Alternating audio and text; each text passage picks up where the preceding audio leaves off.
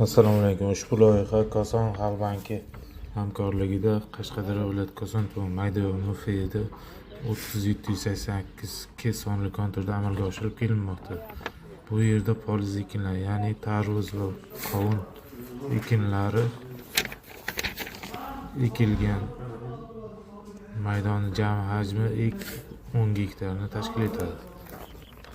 Bu yerdagi ekinlar zamonaviy usullar bilan parvarishlanmoqda. Hozirda tarvuz ekinlari unib chiqqan va gullash arafasida. Ekinlarni yetishtirish 90-100 kun davom etadi. Yetishtirish jarayonida sug'oriladi, tabiiy va mineral o'g'itlar bilan oziqlantiriladi. Ushbu loyihada 10 ta dehqon xo'jaliklar biriktirilgan bo'lib, har bir dehqon uchun o'rtacha 1 gektardan yer maydoni to'g'ri keladi. Loyihani samarali amalga oshirish uchun lider tadbirkorlar yuksalish tomorqa xizmatlari MCH biriktirilgan.